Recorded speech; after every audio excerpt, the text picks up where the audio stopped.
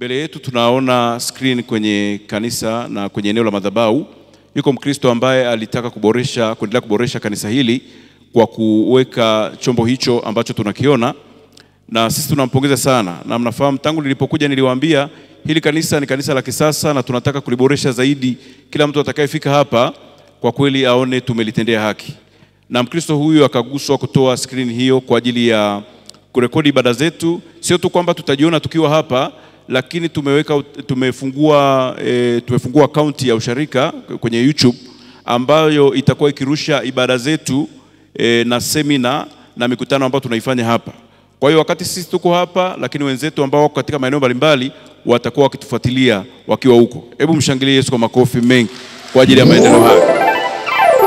Tunataka mahali hapa pawe pa kisasa kama kule kwa wenzetu kule huko duniani ambako tunaona. Sasa ombi langu kwenu, nataka tuweke screen ya pili. Tuna screen mbili, na wale ambao wameingia kwenye makanisa ambao wamekuwa na mfumo huu, screen zinakuwa mbili. Kuna moja inakuwa upande mmoja na nyingine inakuwa upande wa pili. Kwa hiyo tunahitaji screen nyingine upande wa pili. Naamini Mungu atawagusa watu ambao wataamua kuweka alama kwa njia hiyo. Lakini kwenye kanisa hili tumekuwa na changamoto ya sauti ya muda mrefu, na mimi niliwaambia kati ya vitu ambavyo weka nguvu hapa mwanzoni ni kuhakikisha kwamba tunapata sauti nzuri. Tunapokuwa hapa tusikilizane vizuri. Sasa kuna ndugu nimewaomba watuletee sample ya vyombo ambavyo tunaweza kuvitumia kwenye ibada zetu tukasikilizana vizuri zaidi ya vile vyombo ambavyo tumekuwa navyo. Sasa vyombo ambavyo tunavisikia hapa tutavitumia kwenye semina yetu leo na Pasaka, lakini tunatamani tuwe na vyombo vya aina hii kwenye kanisa hili. Si tunasikilizana vizuri kuliko wakati mwingine? Hata ule mwangu ambao unatusumbuaga hapa tunaona unapungua, si ndio? Kwa hiyo ingawa bado wametuambia kuna jinsi wataendelea kuviseti, sauti itulie vizuri, tusikike vizuri, hata kama kwaya inaimba pale tuisikie vizuri. Wakati mwingine tunakaa hapa kwaya inaimba pale hata tusikii inaimba nini mwanzo mwisho. Sasa tumempata mtaalamu ambaye anaweza kutuagizia aina ya vyombo ambavyo vinaweza kutusaidia tukikaa hapa tusikilizane vizuri, na kama tunataka kumsifu Mungu tusikilizane vizuri.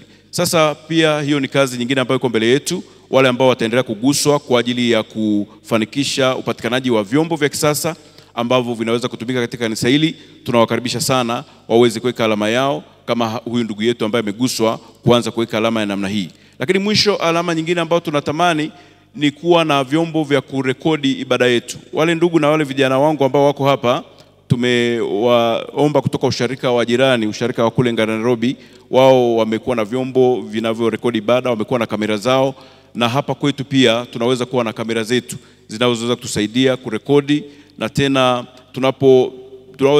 tunapo rekodi na kuweka kwenye mitandao inaweza kuwa pia ni kipato cha usharika. Tutakapopata watazamaji wengi watakaofuatilia, lakini pia watu watakaofuatilia wanaweza pia kutuma sadaka kwa ajili ya ibada zetu na semina mbalimbali ambazo zitakuwa zinafanyika. Kwa ni njia nyingine ya kuongeza kipato. Kwa hiyo tunatamani tuwe na kamera zetu angalau mbili ambazo tutazitumia wakati wa ibada na wakati wa semina zetu ambazo zitakuwa zinaendelea hapa. Bwana Yesu asifiwe sana.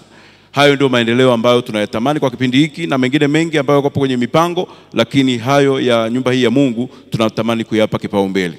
Mungu awabariki sana wote, na wale ambao mtaendelea kuguswa kwa ajili ya kuendelea kuweka alama kwenye kanisa hili ili liendelee kuleta sifa na utukufu kwa Mungu na baraka zipate kuja juu yenu. Bwana asifiwe sana. Bwana Yesu asifiwe, watu wa Mungu. Mpendwa baba mchungaji, nisingependa kukukwaza hapa. Najua unalo tatizo la muda. Wakati ule ulipotoa kibali hapa niseme, nisikia Roho Mtakatifu ananishukia na ananiambia sema vyote. Na kilichobaki tu hapa sasa ni kuhusu lile jukumu. Nimeongea na shemeji yangu Bwana Arnold Maimu ambaye ni mwenyekiti wa ukoo kwa Maimu, ukoo ambao ndiko anakotoka mke wangu na ukoo ambao na uheshimu sana. Lakini nimeongea pia na baba mdogo Jackson Maimu, nadhani yuko hapa, wote tunamuita Chick Norris, rafiki yangu. Jackson si yuko hapa ndani? Labda ametoka, nilimueleza pia.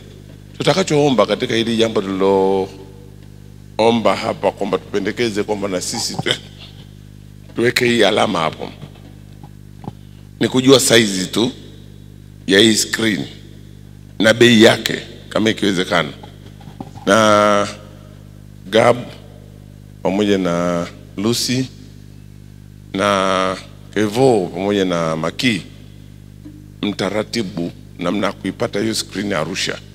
Say yes. Na baba mchungaji, wewe utatupa tu quotation, na mimi nitaratibu sasa.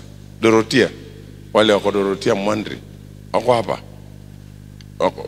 wametoka wako Mwandri, mama wako hapa nyinyi ni ndugu zangu, wala sina wasiwasi na nyinyi. Tutakapokuwa tumejua hicho kiasi ambacho baba mchungaji atatuambia au ambacho kitapatikana katika quotation, tutagawa mara 3. Hatutaki tunganganie hizo baraka sisi wenyewe. Say yes. Na wakina maimu semeni yes.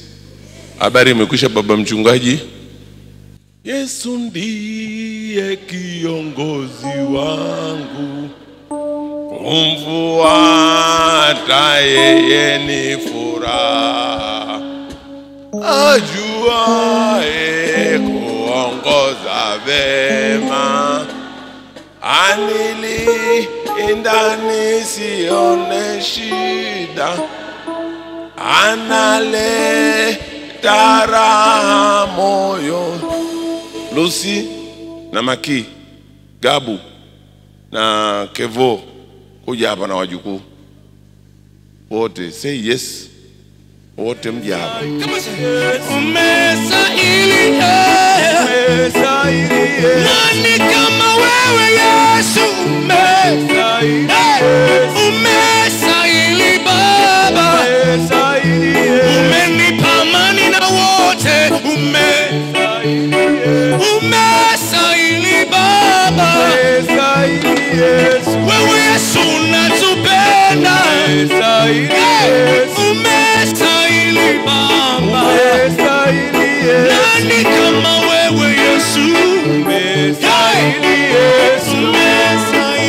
Baba, umetupenda, umetukutanisha tena.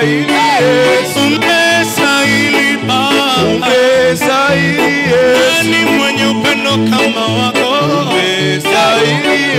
Umestahili Baba, umetupatanisha ndugu.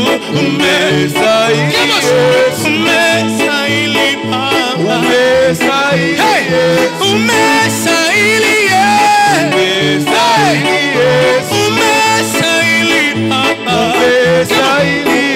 uzima umetupa tena. Umestahili Baba, nani mwenye upendo kama wako? Umestahili Baba,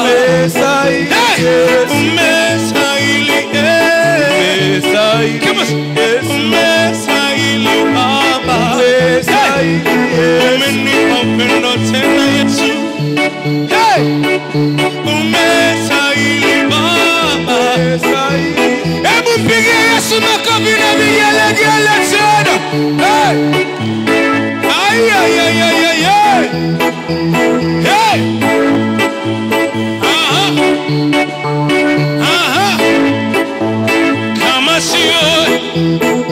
Kama sio wewe Bwana, kama sio wewe Bwana,